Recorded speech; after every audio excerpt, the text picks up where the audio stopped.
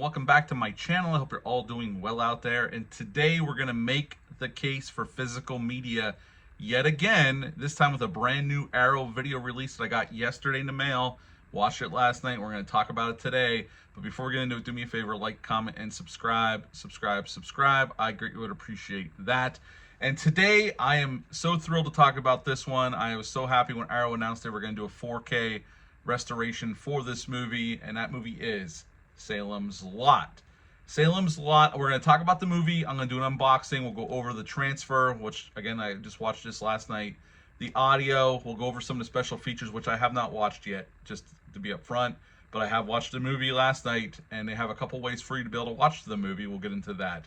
But before we get into it, let's get into the film.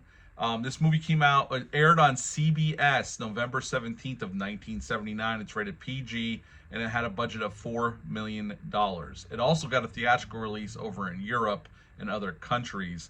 The TV version was 183 minutes long, and the theatrical version was like just under 2 hours long. This was directed by Tobe Hooper. Tobe Hooper was just coming off of, well, Texas Chainsaw Massacre in '74, Eaten Alive in '76. Then he came in to do this film, and then right after this, he would go off to do The Funhouse in 1981. In this film, we got David Soul as Ben Mears. He is a writer going back to his hometown of Salem's Lot. He left when he was young, but he remembers the town well, and he's going back to write about the Marston house. James Mason plays Straker. He is also, well, he's brand new to the town. Him and his partner Barlow, which we don't see for most of the film, are opening an antique store into this small little Maine town. Lance Kelwin plays Mark. He is a high school kid in this town, and he becomes embroiled with what's going on. Bonnie Bedelia plays Susan, a love interest for Ben. They become smitten with each other as Ben gets settled into Salem's Lot. We got Ed Flanders as Dr. Bill. He is Susan's dad. And the great character actor Jeffrey Lewis plays Mike. He works for the cemetery in town and doing other odd jobs for folks. So basically, Salem's Lot was based on a novel by Stephen King. This is the second Stephen King adaptation. First miniseries, though. First TV movie. The first one was Carrie in '76. And then this movie was the first TV miniseries they made based off a Stephen King novel. Basically, Salem's Lot's this small town. We got Ben Mears coming home to write a novel about the Marston's house, which he thinks is evil. And pretty soon with Straker moving in as well, and pretty soon people start getting, as the movie progresses, start getting sick, people start disappearing, and pretty soon they realize it's vampires taking over the town, and Straker is not who he claims to be, and Barlow ends up being this Nosferatu-style vampire, which they highlight on the poster art and the cover art for this release and the other releases throughout the history of the physical media releases of this film. And pretty much all that's left is Ben and Mark, and they kill Barlow. Straker's dead, but now they're on the run because the vampires that are surviving are chasing them down. They're in South America, and Susan got turned as well, and she found them. This is right at the end of the movie. Ben kills her, and they have to continue on their journey, and that is the end of Salem's Lot. So what to like about this TV miniseries, which is probably, honestly, my favorite TV miniseries ever made, and one of my favorite vampire movies ever. I didn't say my favorite, but one of my favorite vampire movies ever made. I think this is incredibly well shot by Tobe Hooper. The lighting choices, they shot in Ferndale, California for all the exteriors, and they shot most of the movie there, and the interiors they shot in Burbank in a studio. I think Tobe Hooper does a great job here. And I love how the film unfolds. Like this is a little over 3 hours long if you watch the extended cut or the TV version of the movie, which I highly recommend. It's much better than the theatrical cut that was released overseas, at least in my opinion. It's much more fleshed out. You really get to know these characters and care about them. You get to know about the town of Salem's Lot. Tobe Hooper really does take his time, and it's basically, I mean, it's a mystery, the small town mystery wrapped in this small town drama, and then turns into a full-blown horror movie by the middle and last act of the film. So, and I always like, the reveal of it, of Straker's not what he thinks. I mean, when I was a kid, I knew this was vampires, so I remember hearing my parents talk about this movie because about this movie before I saw it. And I remember I had a VHS version of this that I bought from a video store that was going out of business. It had the old big clamshell case with this cover on it, a little different than this one, but very similar. And it had this cut on it, the extended cut of the TV version of it. I've seen the theatrical cut. I just think the TV version's way better. And this set lets you watch it either way. You can watch the way it was presented on TV, or you could watch it in two parts like the TV was as it aired on TV, or you could watch the TV version all together in one long movie, which is how I watched it last night, or you can watch the theatrical cut. I think the vampire makeup is fantastic here. I love the way Barlow looks, the Nosferatu style vampire. I think it looks creepy as hell. He's not on screen a whole lot, but he's very memorable for the little screen time he does get. And I think Straker, James Mason, I think the cast is great here, but James Mason as Straker is great. There's a mystery about him. He's brooding, but he's friendly, but he's obviously not what he seems. And we see him kill somebody. We see him kill Dr. Bill Norton, Susan's dad, once they go into the Marston house to finally try to rid Salem's Lot of this evil. And by that point, most of the town has already been bitten or in the process of changing. I love those scenes with the kids floating out the windows. I know those are ones that are always brought up. Those are super creepy, super well done by Hooper and his crew. I love that scene in the jail cell when Barlow goes in after that one gentleman who attacked Ben. I love that scene, and I love that scene in the kitchen of Mark's house when the vampire comes through the window and then rises up, kills his parents, and then they end up leaving Mark go because they really want the preacher. I love all that. I love all the vampire stuff. It looks great. The makeup effects look fantastic, and in 4K it holds up pretty well. That's the one thing about 4K. I love 4K. It makes it look very filmic in the way it was originally supposed to be, but some of the effects with the higher definition do show their limitations. But I gotta be honest, watching this in 4K, I thought the makeup effects held up pretty damn well under 4K scrutiny. I love the ending where Mark and Ben are still on the run, and we don't know if they're going to have a happy ending. It's very ambiguous. I never read the novel, so I don't know what the novel's like. I have seen the other two versions of Salem's Lot. I've reviewed them in the past. One with Rob Lowe that was aired on TNT, and one from 2024. From what I've read and from what people have told me that have read the book, that the TNT version with Rob Lowe is definitely more in line with the book. And this one took some liberties. But I got to say, I've seen all three movies. I prefer this version. I think this is a superior version of this story, at least in my mind. At the end of the day, I would give the movie itself a 9.5 out of 10. I love this movie. I think Hooper does a great job with it. I love the way it's lit. I love small town horror films, and this one sells it to a T. And it helps that they shot it in an actual small town in Ferndale, California, because Ferndale, California is a fairly small town. But I really like this movie, so yeah, 9.5 out of 10 for the movie. Now, a little bit of trivia for this movie, then we're going to box this bad boy, and then we'll get on into the transfer and whatnot. The Marston house was a full-scale facade that they built in front of an existing house that's on that hill. They spent $100,000 just to build the facade of the Marston house, but you couldn't go inside of it per se. All the interiors were done on a soundstage in Burbank, California.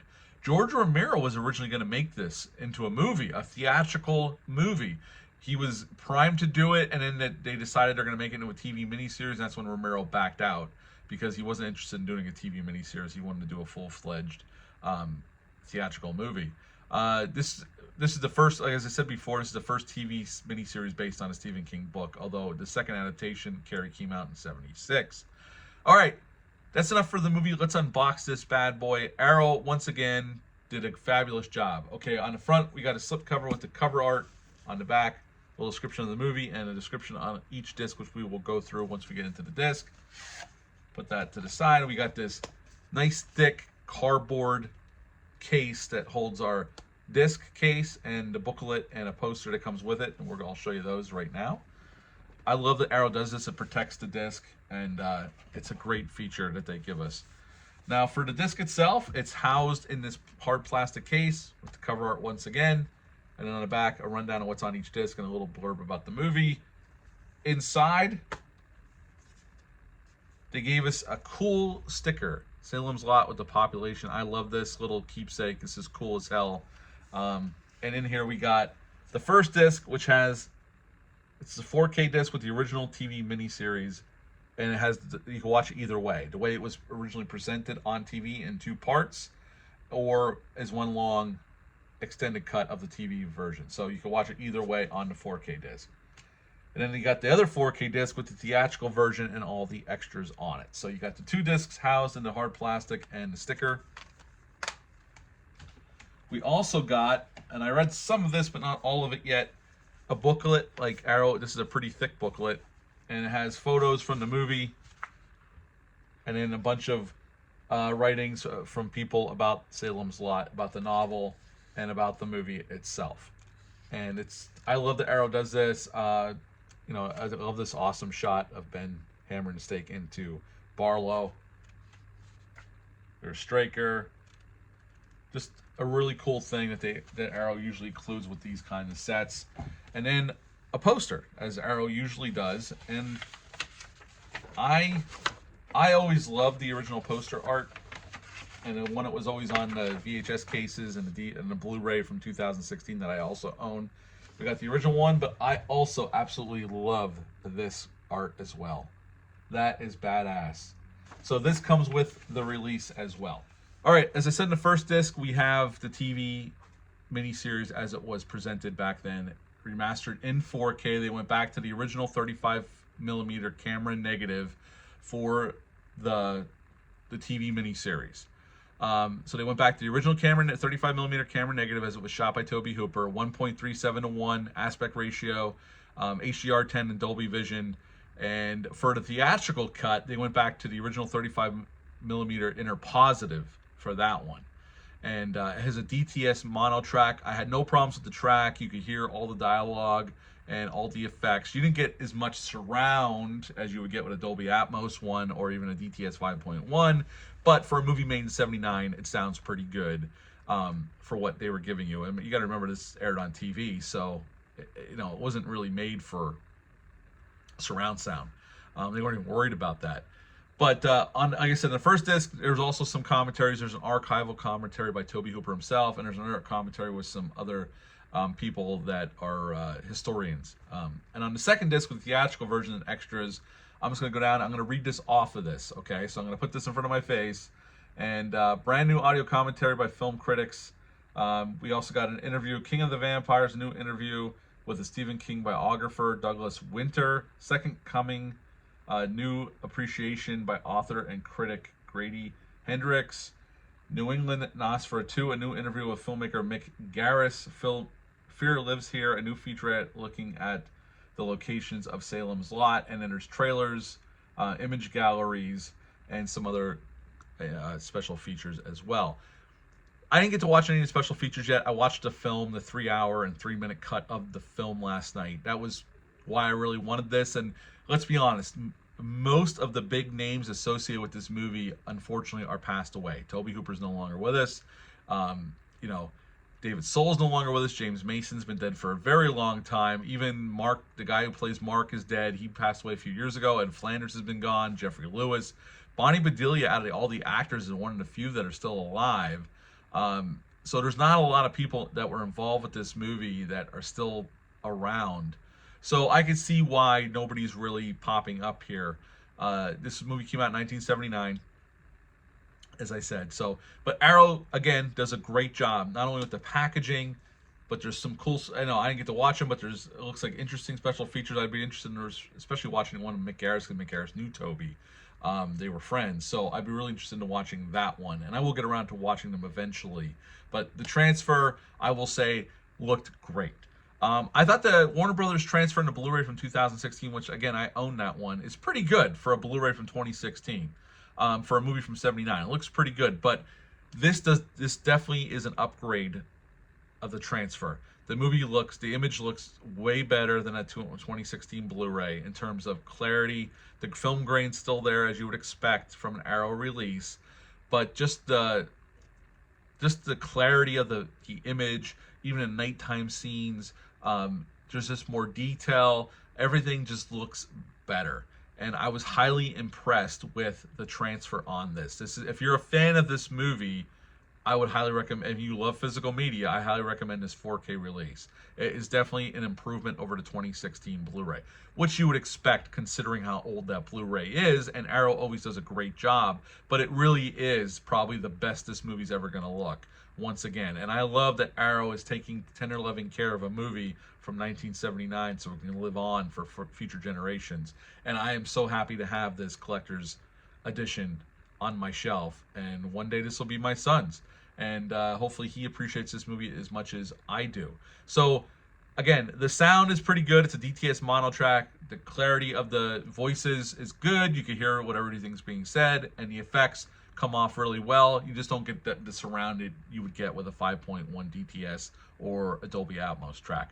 But again, another fabulous release by Arrow Video. I gave the movie a 9.5 out of 10. I would give this release, especially for the transfer, because I didn't watch the special features yet, I would give the transfer a 9.5 out of 10 as well. That is my video for the case for physical media for the Salem's Lot edition from 1979. What are your thoughts on this movie? Are you planning on picking up this 4K from Arrow Video? Leave a comment down below. Let me know. That's it for this one, but until next time, bye.